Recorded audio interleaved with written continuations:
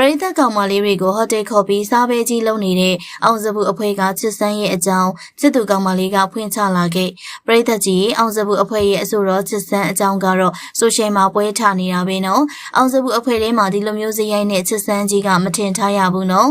တကယ်ရောဟုတ်ရဲ့လားဆိုတာသိရသူတွေကပြောခဲ့ပါအောင်ချစ်စန်းကဖောက်ပြန်လို့သူ့ကောင်မလေးကလမ်းခွဲသွားတယ်ဆိုတဲ့သတင်းကနေအခုပိုကြီးသွားခဲ့ရပါမနေ့တနေ့ကဆိုရှယ်ပေါ်မှာချစ်စန်းရဲ့ age ကချစ်စန်းနဲ့ကြောက်ကစားဘလို့ဖြစ်လဲမသိပါဘူးနော်ချစ်စန်းကပွဲတိုင်းမှာသူ့ရဲ့ fan ကောင်မလေးတွေနဲ့ပျော်ပရင်လုပ်တယ်နောက်ပြီးတော့ကောင်မလေးတွေကိုခေါ်ပြီးဟိုတယ်လိပ်စာပို့ကဟိုတယ်မှာခေါ်စားတယ်လို့ပုံတွေစာတွေချပြလာခဲ့တာဖြစ်ပါတယ်ဒီလိုစာတွေပုံတွေဟာအခုမှမဟုတ်ဘူးချစ်သူကောင်မလေးနဲ့မပြတ်ခင်ကလေးကရှိနေခဲ့တာချစ်စန်းဘက်ကလွန်လာရင်ဒီတက်ပူပြီးချပြမယ်လို့ဆိုပါတယ်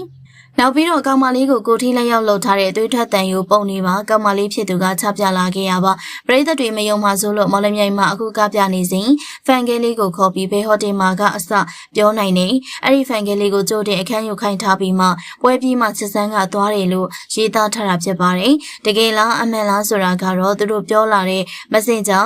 screenshot တွေကိုချပြလာခဲ့ပြီးတော့ပွဲချမ်းခဲ့ရလေးဖြစ်ပါတယ်နာမည်ပြမရှိတဲ့အောင်စပူသပင်ကတော့နောက်လိုက်တွေရဲ့မူမမှန်တာနဲ့တင်ကိုပြဿနာတက်ရတော့မှာပါနော်မှားတယ်ဆိုရင်လေကောင်မလေးရဲ့ access ပြထားတဲ့သက်သေတွေကဘာတွေလဲဒီတော့ပရိသတ်ကြီးဒီကိစ္စနဲ့ပတ်သက်ပြီးတော့ပရိသတ်တို့ရဲ့ထင်မြင်ချက်ကိုမှတ်ချက်ပေးခဲ့ပါဦးနော်